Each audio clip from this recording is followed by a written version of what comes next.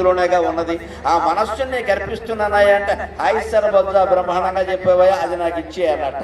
అప్పుడు మళ్ళీ శంకరాచార్య ఇంకో మాట అంటున్నాడు, 60 శ్లోకాలు గడిచాక, ఇదిగో నేను నీకేమి ఇయ్యలేను అనుకుంటున్నావేమో, నువ్వు కూడా నాకు ఇయ్యలేవు, నీకు నాకు రామ్ రామ్, నీకు బెబ్బే, నీకు నీ నాన్నకి మీ నాన్నకి బెబ్బే అని, నీకు నాకు రామ్ రామ్, నువ్వు కూడా నాకు ఇయ్యలేవు అంటే అదేమిటయ్యా నువ్వు అంత గొప్పవాడు అంటే ఏమిస్తావయ్యా, నీకు కావలసినవి నా దగ్గర లేనంటే నాకు కావలసినవి నీ దగ్గర లేవు అన్నాడు. మనకు కావలసినవి ఏమిటండి?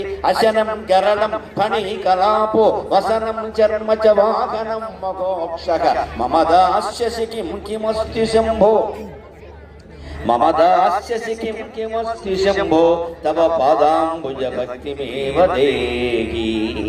మనకు ఆహారం కావాలి, ఆహారం శివుడి దగ్గర లేదండి. మనకు కావలసిన ఆహారం ఏమిటి? ఇదివరకంటే ఏదో ఇడ్లీలు దోశలు మినపరొట్లు అని చెప్పేవాళ్ళు, ఇప్పుడు అలా చెప్పట్లా. స్విగ్గీ జొమాటో వాళ్ళు వస్తే మనకి పార్వతీ పరమేశ్వరులు వచ్చినట్టే, పొద్దున్నే వాళ్ళే దర్శనం మనకి.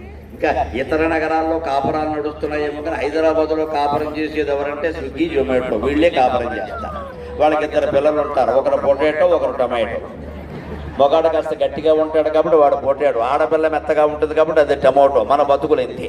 తెల్లారితే స్విగ్గీ జొమాటో పొటాటో టమాటో, ఇంకేమున్నాయి కనుక ఇంట్లో వంటలు ఎక్కడున్నాయి ఇప్పుడు అసలు? ఈ స్విగ్గీ జొమాటో పట్టుకెళ్ళి మనం ఇమ్మన్నామనుకో, ఆయన ఏమంటాడు, స్విగ్గీ జొమాటో వాడు కైలాసానికి రావట్లేదయ్యా, నన్ను ఏం చేయమంటావు, అక్కడికి డెలివరీ లేదు అంటాడు. అంచేతను అశనం గరళం, అందుకని ఆయన దగ్గర ఉన్న ఆహారం మనకిస్తాడు. ఆయన దగ్గర ఉన్న ఆహారం ఏమిటండి? దేవతలు సహా రాక్షసులు సహా సమస్త గణాలు కూడా భయపడిపోతూ ఉంటే భయంకరమైన విషాన్ని సేవించాడు ఆయన. ఆ విషం మనకిస్తాడు. విషం బతుకులో ఉంటేనే విషం భరించలేకపోతున్నాం, నిజంగా విషం ఇస్తే మనం ఏమైపోతాం.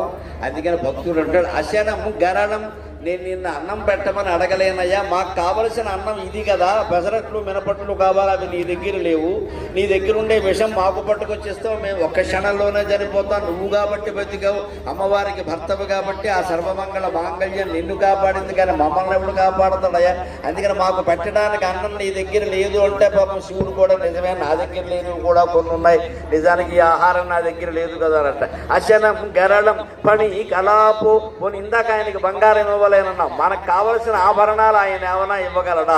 శివుడి దగ్గర నిలబడి ఏదైనా ఆభరణం ఏమన్నా కదా, ఎవడు అడుగుతాడా అని చూస్తున్నా అని మెడలోంచి ఒకటి తీసి మన మీద బారేస్తాడు, అది జర్రుగొట్టు, మనం చచ్చిపోతాం ఇక్కడ. ఆయనకన్నీ పాములు ఆభరణాలుగా ఉంటాయి, చేతికో పాము, మెడకో పాము, కాలికో పాము, వేలికో పాము, మొత్తం సర్పభూషణుడు నాగభూషణుడు ఆయన దగ్గర ఉన్నవే. మరి నా దగ్గర ఉన్నవే ఇస్తాను కదయ్యా, లేనివి ఎవరైనా ఇస్తారా? ఎవరైనా సరే దానం చేసేవాళ్ళు ఉన్నవే ఇస్తారు. అంటే ఉన్న వాటిలో మనకి ఎక్కువగా